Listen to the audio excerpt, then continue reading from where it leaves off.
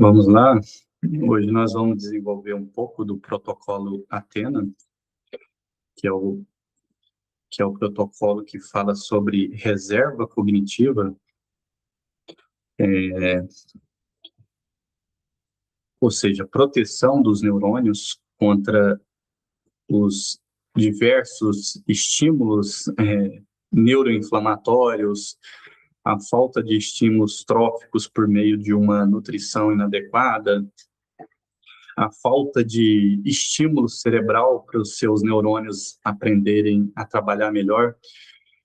Então, aqui no primeiro ponto que a gente quer colocar é justamente isso.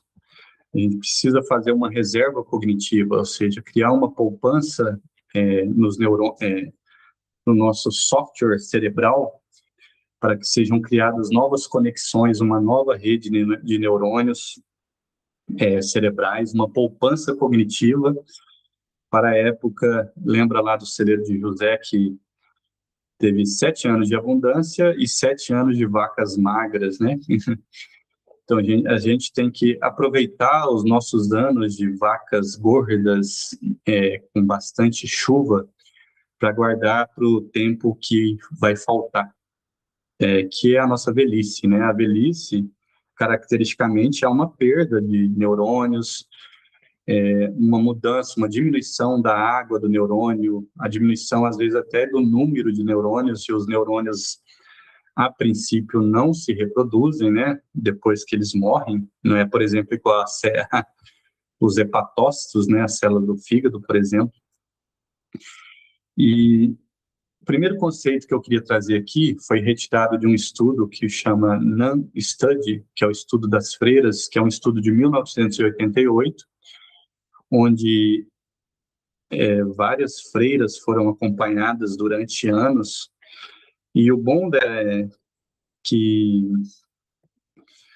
a vantagem desse estudo, porque o estudo das freiras, elas têm mais ou menos o mesmo tipo de viver, as mesmas rotinas, a mesma alimentação, o mesmo tipo de estudo, o mesmo tempo de tarefas no dia a dia, por exemplo, cuidar de uma horta, fazer um doce, se dedicar à oração, à reza, a ajudar na missa, enfim, em fazer o serviço de evangelização. Então, as, o estudo das freiras trouxe isso, né?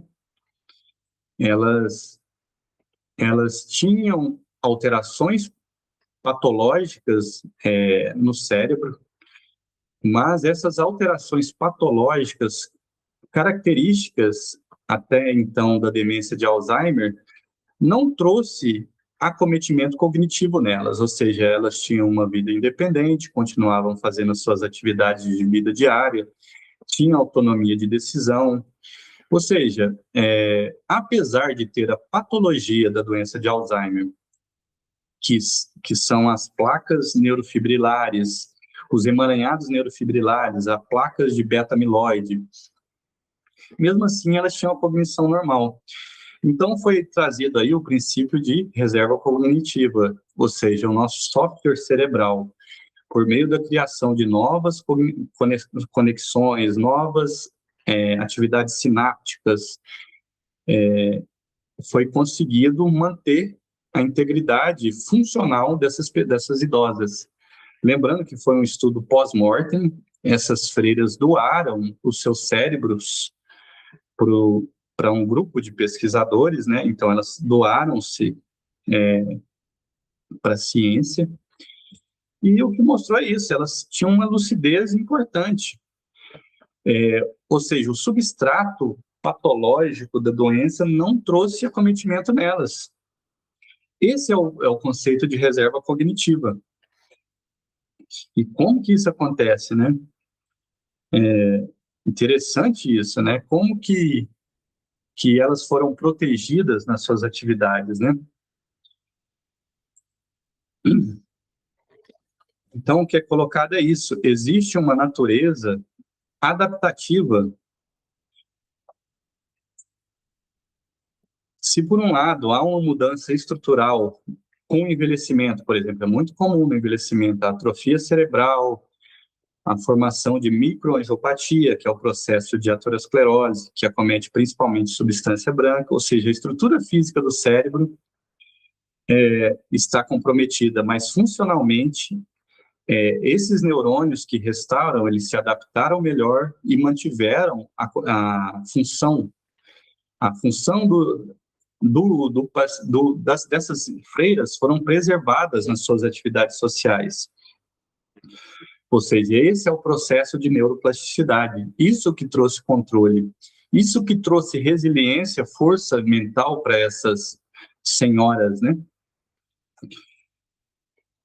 Então, veja como que é importante a questão da reserva cognitiva. A reserva cognitiva nessas idosas trouxe proteção cerebral. E esse é o conceito, a bala de prata. Não existe uma bala de prata, uma pílula única que resolva o problema, porque a maioria das demências, e a gente vai ver no decorrer desses vídeos, é que ela é um problema multissistêmico com vários fatores de proteção e vários fatores de prejuízo. Por exemplo, um dos problemas é a neuroinflamação. Outro problema, falta de nutrição cerebral, seja de comida de qualidade, seja de vasculatura. Por exemplo, o cérebro ele tem 2% do peso corporal e consome 25% do débito cardíaco, ou seja, um quarto de tudo que o nosso coração bombeia vai para o cérebro. Ou seja, ele precisa de uma capacidade de receber esse afluxo de sangue cheio de nutrientes, cheio de vitaminas, sais minerais para funcionar, porque o nosso cérebro ele comanda tudo o tempo inteiro. Então, você veja aí nessa imagem, fala do teto, né, de Bredesen. Por que esse pesquisador fala dele, Bredesen? Ele não é...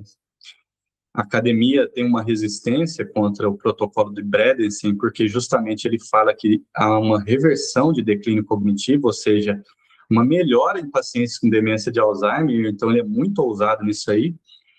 E a gente tem alguma literatura de artigos dele, de relatos de caso, mas, enfim, se há relatos de caso de melhora cognitiva em pacientes, inclusive, que já estava perdendo reunião, já estava perdendo vocabulário no dia a dia, usando um vocabulário mais simples, e estava deixando de entregar trabalho, e essa pessoa teve uma reversão dos seus sintomas.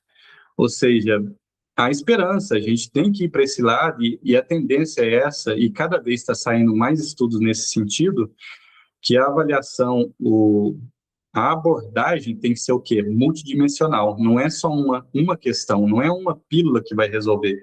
Por exemplo, existem medicações novas que combatem a formação da proteína beta-amiloide e a diminuição dos emaranhados neurofibrilares, mas são medicações muito caras e com resultados clínicos muito discretos. A perda de função continua acontecendo nesses pacientes, e existe, por exemplo, o risco de aumento de microsangramentos. Não vai ser uma medicação que vai estar disponível aí, não creio que vai estar disponível no SUS, talvez só a nível de pesquisa, em hospitais e escolas, mas não é uma boa medicação. Por quê? Porque ela está vendo um ponto só, que é a proposta amiloide. E o que esse estudo das freiras mostrou? Que não é só isso que explica uma mente clara, um corpo robusto, um cuidado inteligente. São muitas questões, né? Então, diminuir neuroinflamação, uma alimentação de qualidade, controle de fatores de risco cardiovascular, por exemplo, pressão alta, diabetes, colesterol, suporte vitamínico, vitamina B12, vitamina D, uso de suplementos como a copamoniera, ashwagandha, enfim, são múltiplos São, assim, múltiplos domínios que devem ser corrigidos ou mudados para poder trazer ganho para esse paciente e reversão do declínio cognitivo. Foi isso que o estudo de Daly Bradley mostrou, né? E que tem tudo a ver com o estudo, o NAN-Study, né? Que é o estudo das freiras. Ou seja, a cognição não pode ser explicada somente com a proposta amiloide. Esse slide traz aí uma conjunção de fatores de risco para demência de Alzheimer e de outras demências. Esse painel foi da revista Lancet, que é uma das revistas mais, vamos dizer assim, com importância bibliográfica, né, no contexto médico. E o que eles mostraram? Que existe 14 fatores de risco modificáveis e que, se esses fatores de riscos forem combatidos, diminuem até 40% as demências. A previsão que no Brasil, como nós somos um país subdesenvolvido, somos um país pobre, nós não temos uma qualidade de vida boa, nossa educação não é boa, diz que a implementação da correção dos fatores de risco no Brasil até 50%, ou seja, nós somos um país miserável, que não cuida da nossa escolaridade, da nossa saúde, apesar de ter um sistema teoricamente universal, isso não está sendo revertido em saúde, ou seja, os gastos em saúde estão sendo mal feitos e não está trazendo benefícios identificáveis. Então, aqui o slide mostrou os fatores de risco mais importantes. Correção de fatores cardiovasculares. Pressão alta, colesterol alto, diabetes. Diabetes eu colocaria aí, eles falam que o Alzheimer é considerado o diabetes tipo 3, que é a resistência à insulina nos neurônios. Depois a gente vai mostrar isso aí mais a fundo depois. Obesidade, ou seja, esses são os fatores de risco cardiovasculares que precisam ser controlados. Talvez aí a ação do médico é mais importante, porque talvez seja necessário o uso de medicação. Então, para controle de peso, para controle de pressão, para controle de glicemia, de colesterol. Então, talvez aí a ação do médico seja mais importante. As perdas sensoriais, lembrando aí da perda auditiva, e nesse painel entrou, inclusive, a perda visual, ou seja, o estímulo sensorial, se um paciente é surdo e não tem a correção por meio de prótese, o cérebro dele gasta muito da capacidade cognitiva do RAM, de memória RAM, para poder tentar entender o que está sendo ouvido, ou seja, há uma tendência desse idoso se isolar, lembrando aqui que na questão do estilo de vida, o isolamento social, ele é um fator de risco para demência. Então, eu diria que tanto nas questões cardiovasculares como sensoriais é importante aí a ação do médico, ou seja, indicar uma prótese auditiva, ou aquele idoso que está com uma catarata, fazer a cirurgia de catarata, tentar, por algum meio, diminuir, prevenir a degeneração macular. Controle de fatores de risco tem tudo a ver com perda visual, por exemplo, o diabetes, existe a retinopatia diabética, descolamento de retina, que é muito comum. Então, você veja, o que eu queria colocar é o seguinte, todos esses fatores de risco estão muito interrelacionados. Por exemplo, a perda auditiva está muito relacionada ao quê? Com isolamento social e sedentarismo. A pessoa se isola, não quer conversar, diminui a atividade social, o engajamento social, ou seja, falta estímulo cerebral. Ou seja, a perda auditiva com relação com o isolamento social. Por exemplo, o sedentarismo. A pessoa que é sedentária, a gente acha que não, mas o sedentarismo é muito pior do que fumar.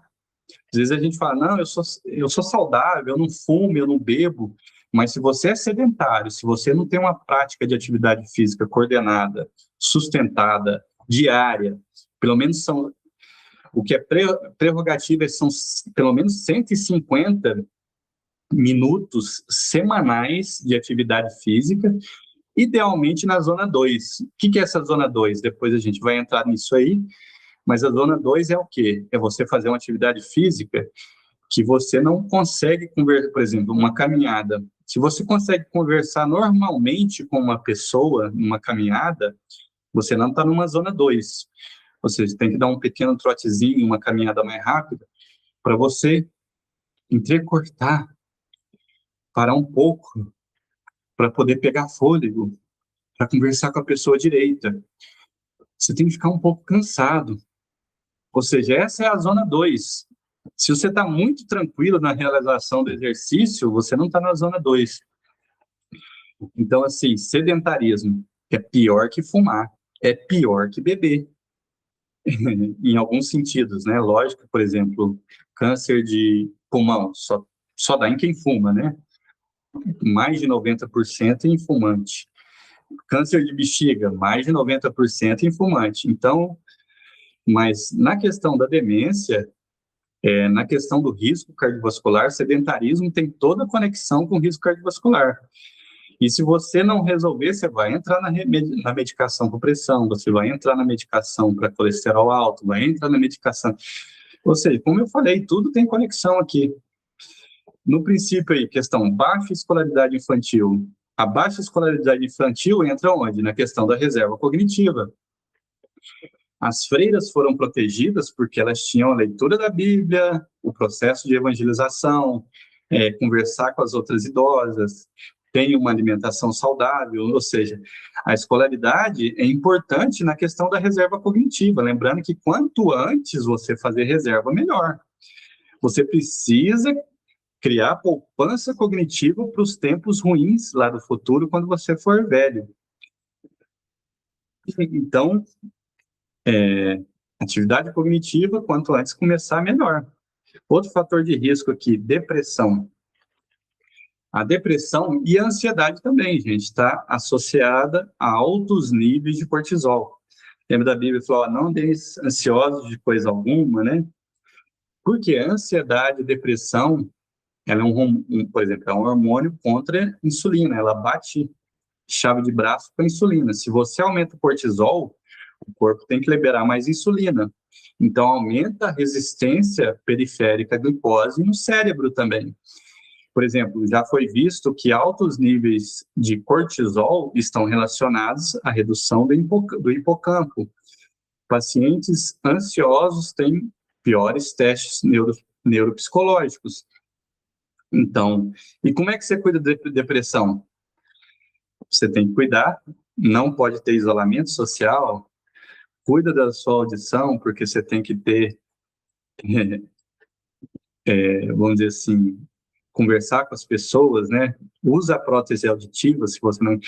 Engraçado que quando o idoso envelhece, ele tem uma resistência tão grande à prótese auditiva, então, assim, infelizmente, você tem que gastar dinheiro com isso, tem que usar produto de qualidade, porque senão o desenvolvimento de Alzheimer é muito importante.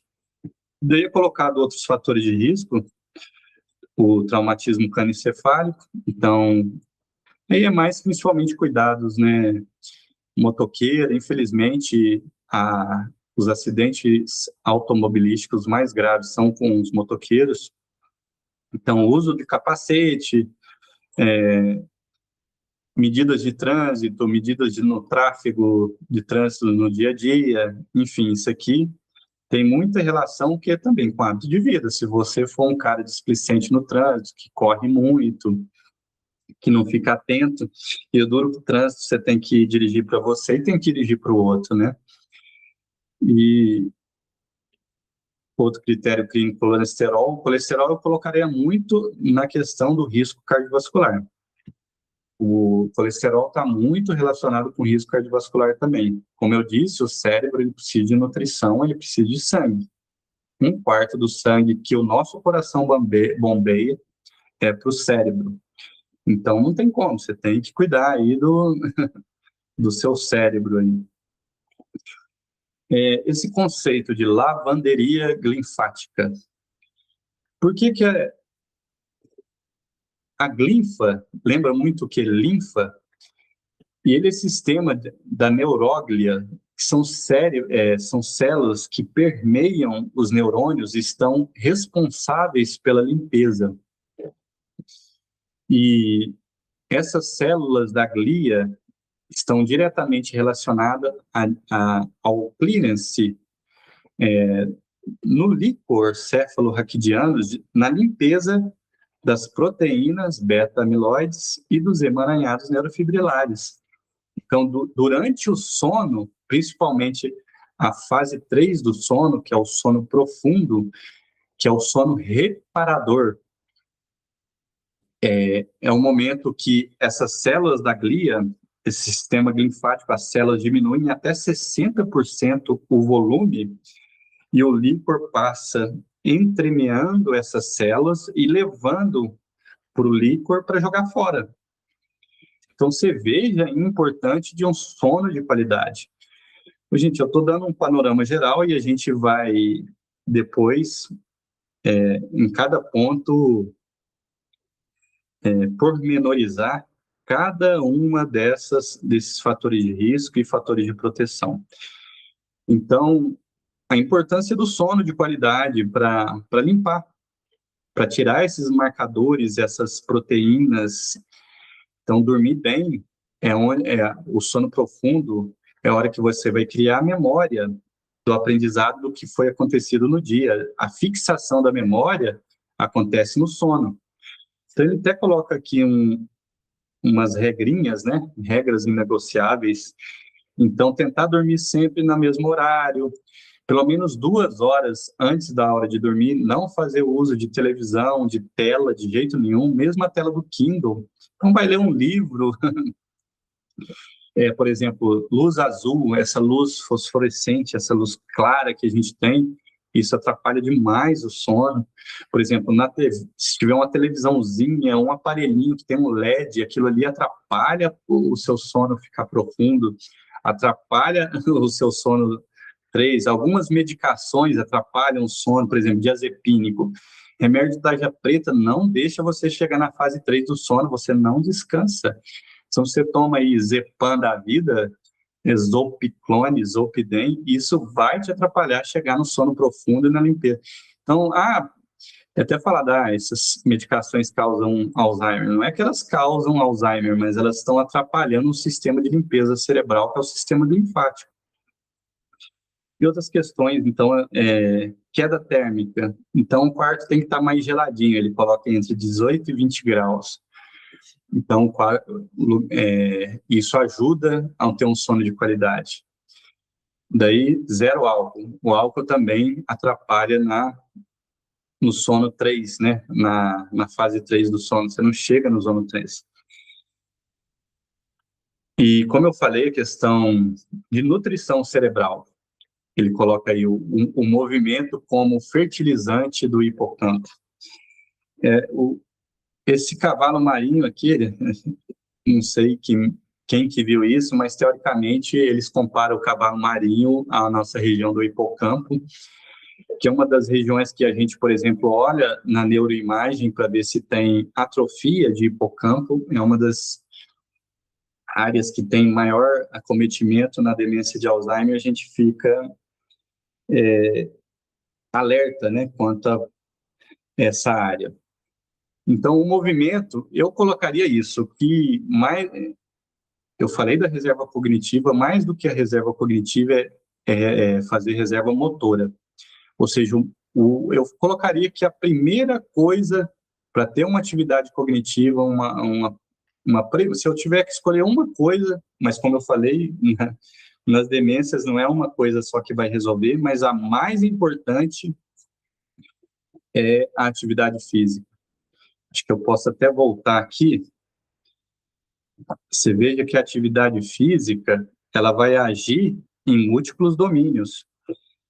Ela vai diminuir a diminuição da hipertensão, controle do diabetes, controle do peso. Se você faz atividade física, a propensão de você fumar é menor. vai estar menos isolado socialmente, por exemplo, você vai numa academia fazer uma atividade física. Por definição, a atividade física é o contrário de sedentarismo. Ou seja, você veja que o exercício físico aqui, ele vai agir em múltiplos domínios da saúde cognitiva. Então, atividade física vital, gente. Talvez eu colocaria aí como o principal atividade física. Eu falei isso aqui, né? Zona 2 é principalmente a zona que a gente tem que estar mais atento. Tem que fazer treino de força e treino de equilíbrio. Treino de força é muito importante também em reserva muscular. A gente vai ver lá, a intenção é fazer um vídeo sobre sarcopenia, e a gente vai ver, a gente tem que ter reserva de músculo.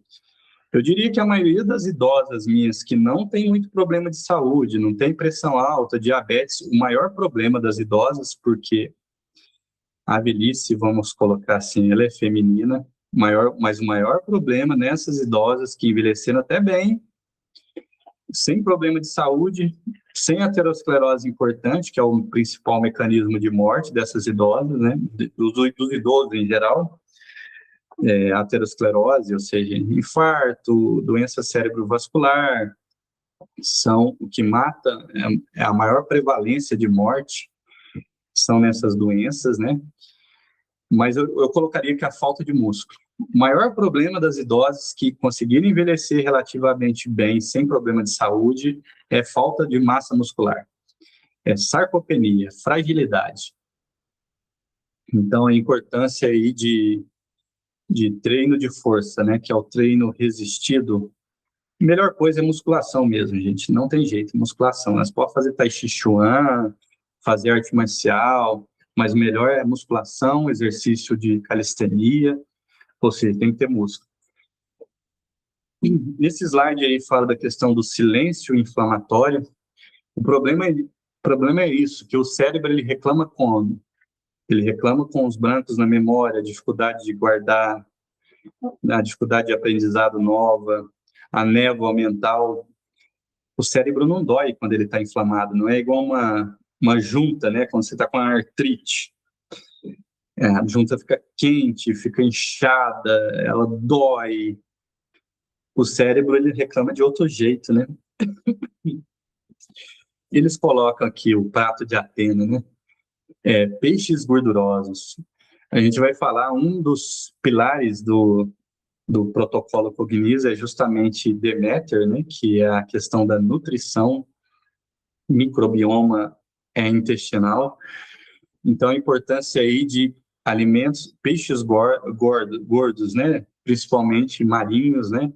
O salmão selvagem e o uso de ômega 3 tem o seu benefício, sim. Ele coloca aí a questão da creatina. A creatina tem muita relação também com o músculo, né? Mas também vamos pormenorizar isso depois. A questão do aprendizado para a formação de reserva cognitiva, lembrando isso, eu vou passar rapidamente aqui, mas nós vamos falar disso mais à frente também. Mas precisa de atividades que sejam desafiadoras e você tem que estar sempre aprendendo coisa nova para ter um novo estímulo cerebral e criar novas sinapses, novas redes neurais e redes cognitivas. E já teve esse estudo aqui, que é o Synapse Project, que é essa pesquisadora responsável, que é a Denise Park, onde idosos que foram estimulados por meio de uma tarefa nova, que é o crochê complexo, e foto profissional, esses idosos foram melhor cognitivamente e criaram aí uma reserva cerebral. Outros estímulos aí de estudos que têm relação, uma linguagem nova, um idioma novo até 5 anos de prevenção da doença de Alzheimer, existem estudos nesse sentido. Existem estudos falando sobre jogos de tabuleiro, jogos complexos, onde com muitas regras, Então, há um benefício, mas eu colocaria aí a questão instrumento musical. Aprender um instrumento musical é a atividade cognitiva mais complexa. Então, primeira coisa, atividade física. O mais importante para o cérebro é a atividade física. A gente conhece muito, por exemplo, os meus idosos, vamos dizer, os homens mais saudáveis, eles são muito saudáveis e a cabeça boa porque eles foram muito ativos e eles tiveram uma atividade braçal importante durante a vida toda deles. Então, é idoso que trabalhou na fazenda, ou que foi pedreiro, ou que fazia algum tipo de atividade física, mesmo que fosse uma atividade cognitiva mais importante, mas os idosos que envelheceram bem é porque tinham uma atividade física ordenada. Mas o que eu colocaria é isso, a principal atividade cognitiva é aprender um instrumento musical. Lembrando aí que os gregos, os soldados, os jovens soldados gregos, o maior estímulo que eles tinham, que Platão falava, é que eles precisam ser o quê? Ter um bom conceito de poesia, de música, de leitura e treinar o corpo na arte da guerra, né? Na luta, né? Da espada, da lança, porque era um povo muito bélico e que estava muito relacionada à luta militar entre eles mesmo e contra outros povos e viviam de espólio, né? E de roubar a riqueza dos outros, de roubar as mulheres dos outros e os filhos dos outros, né? Então era um povo muito guerreiro, mas tem muita relação com o que a gente está falando, que é a questão da atividade física como proteção e a relação com atividade motora, cognitiva, né? É mente sã, corpo são, né?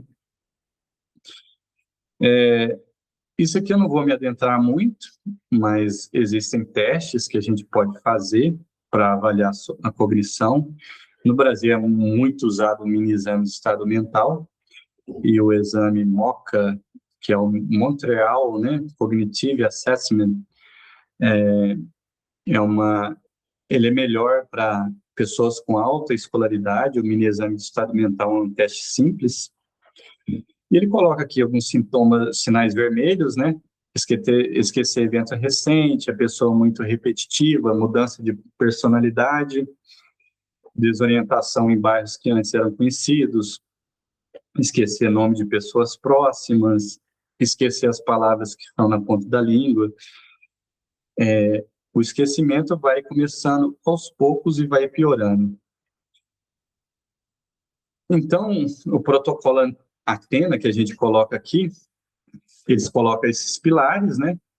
Então, cuidado com o sono, atividade física, aumentar a interação social, fazer uma varredura clínica pensando nos fatores de risco cardiovascular, e na fase de consolidação, essa fase reflexiva, e admitir no mínimo, ele coloca aqui 10 minutos, né, de atividade plena, por exemplo, meia horinha que você treina o violão por dia, por meia horinha que você faz uma leitura, ou tenta ensinar alguém a fazer alguma coisa. Ou seja, você precisa ser desafiado no seu dia a dia para poder ter benefício cognitivo, né? Expandindo o perímetro, ele fala da questão da solidão. Você precisa ter uma atividade social, você precisa se engajar socialmente, nem que seja por vídeo, mas você não pode simplesmente ficar sozinho. A solidão é um fator de risco para a demência. E ela coloca aqui que você pode fazer uma consolidação, escrever, fazer um diário, um bloco de notas. Olha, o que eu aprendi no dia? Um pensamento, eu quero escrever um pensamento. Olha, esse aqui veio à minha mente. Então, ele coloca a questão da escrita. É importante também você mostrar o ganho que você teve. Por exemplo, olha, agora eu consegui tocar as 4 notas musicais no violão. Hoje eu consegui vencer no xadrez a máquina no nível very easy. Entendeu? Ou seja, você coloca, porque isso é um estímulo dopaminérgico para o seu cérebro falar, olha, está tendo ganho. apesar de estar difícil, aguenta firme aí, você está sendo desafiado, mas vai dar certo, a gente precisa disso aí, né? De um estímulo que faz a gente ir para frente, né? Mas é isso, nós demos um resumo geral aí, principalmente para tentar cobrir o que nós vamos falar no protocolo Athena e a proteção principalmente dos 12 fatores de risco do painel Lancet, e vocês acompanhem a gente aqui. Certinho? Espero que vocês tenham gostado do vídeo. Esse é um vídeo mais amplo, mais completo, poucos vão assisti-lo, sem problema, mas eu quero deixar isso aqui também registrado. E lembrando que eu vou trazer cada ponto aqui em detalhe nas nossas apresentações. Então, se possível, se você tiver alguma pergunta, deixe a pergunta aqui. Eu estou fazendo esses vídeos aos poucos, mas se você tiver alguma dúvida sobre algum ponto específico desse vídeo, pode escrever aqui, deixa o like e, se possível, inscreva no canal. Tá bom, gente? Muito obrigado. E a gente fica por aqui.